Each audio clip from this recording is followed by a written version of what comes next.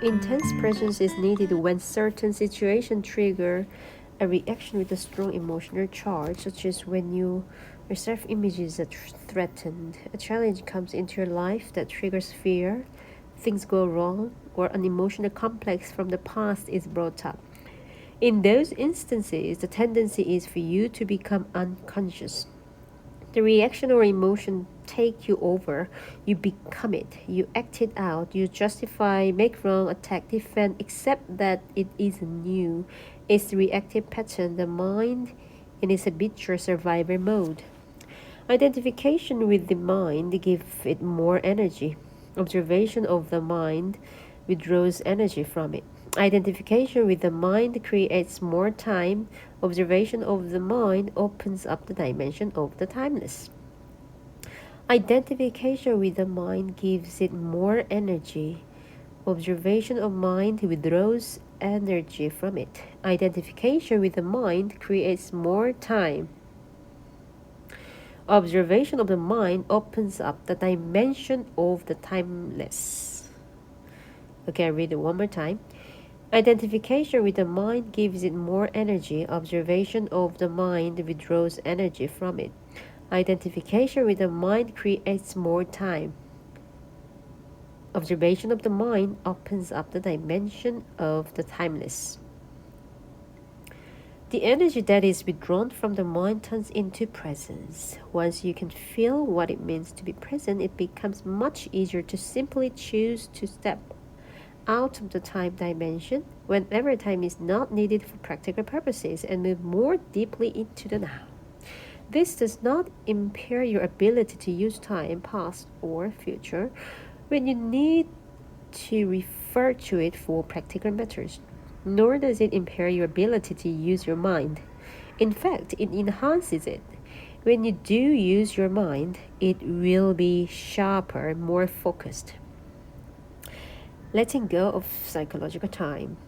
Learn to use time in the practical aspects of your life. We may call this clock time, but immediately return to present moment awareness when those practical matters have been dealt with.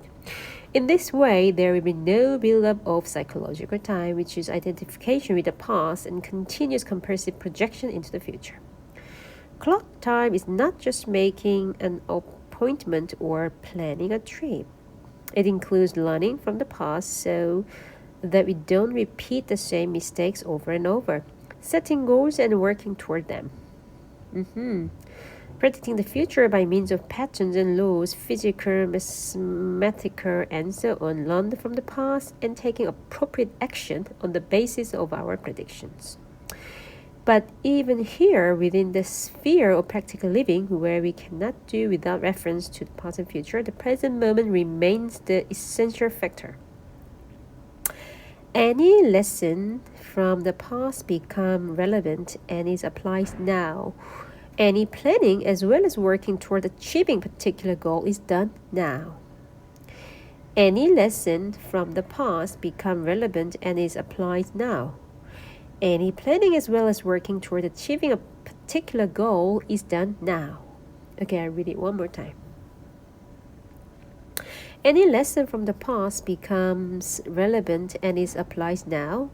Any planning as well as working toward achieving a particular goal is done now. The enlightened person's main focus of attention is always the now. But they will be still aware of time. In other words, they continue to use clock time but are free from the psychological time.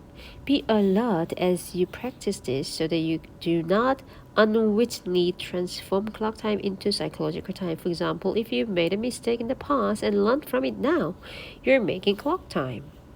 You're using clock time. On the other hand, if you dwell on it mentally and self-criticism, remorse, or guilt come up, then you are making the mistake into me and mine. You make it part of your sense of self, and it has become psychological time, which is always linked to a false sense of identity.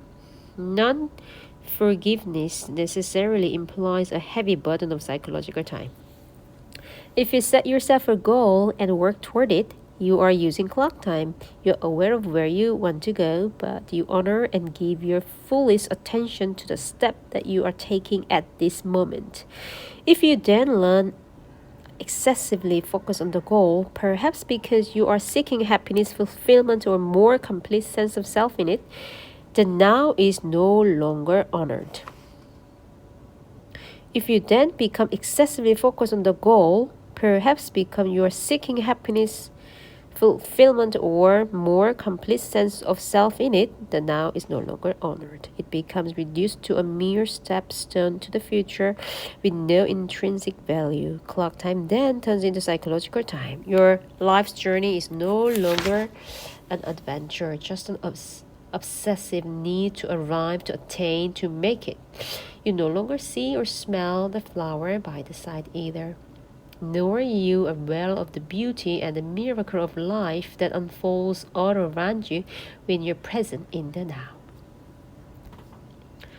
I can see the supreme importance of the now, but I cannot quite go along with you when you say the time is a complete illusion. When I say time is an illusion, my attention is not to make a philosophical statement.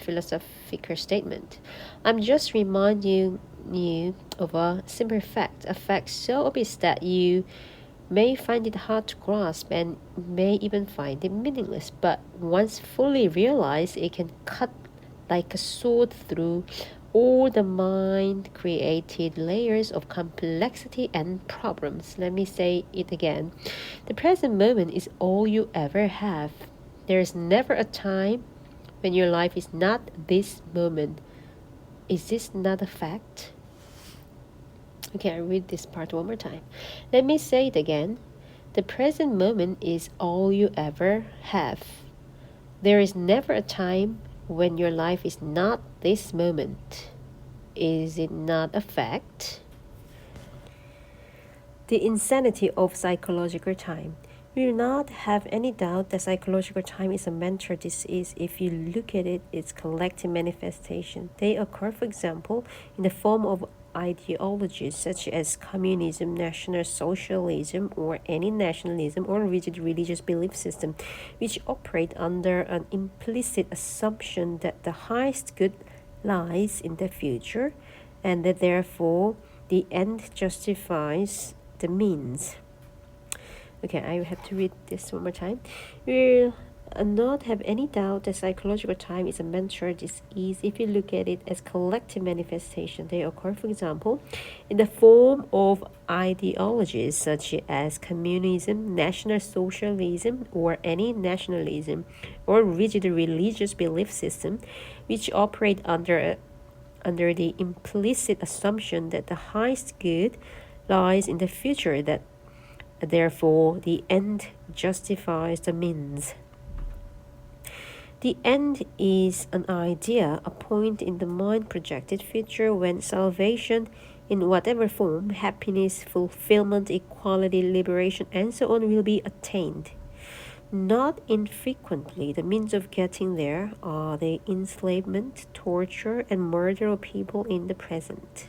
For example, it is eliminated that as many as 50 million people were murdered to further the cause of communism to bring about a better world in Russia, China, and other countries.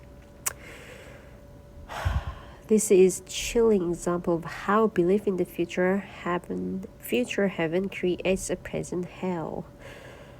Can there be any doubt that psychological time is a serious and dangerous mental illness? How does this mind pattern operate in your life? Are you always trying to get somewhere other than where you are? Is most of your doing just a means to an end? Is fulfillment always just around the corner or confined to short-lived pleasures such as sex, food, drink, drugs, or thrills and excitement? Are you always focused on becoming, achieving, and attaining, or alternatively chasing some new thrill or pleasure? Do you believe that if you acquire more things, you'll become more fulfilled, good enough, or psychologically complete? Are you waiting for a man or woman to give meanings to your life.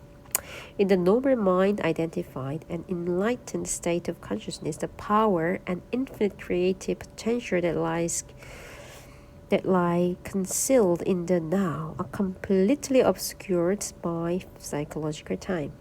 Your plan then loses its vibrancy, its freshness, its sense of wonder. The old pattern of thought, emotion, behavior, reaction, and desire acted out in endless repeat performances, a script in your mind that gives you an identity of sorts but distorts or covers up the reality of the now. The mind then creates obsession with the future as an escape from the unsatisfactory present. Negativity and suffering have their roots in time.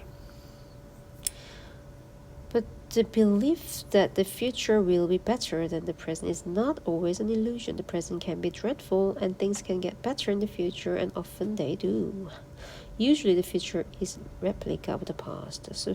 Superficial changes are possible, but real transformation is rare and depends upon whether you can become present enough to dissolve the past by accessing the power of the now.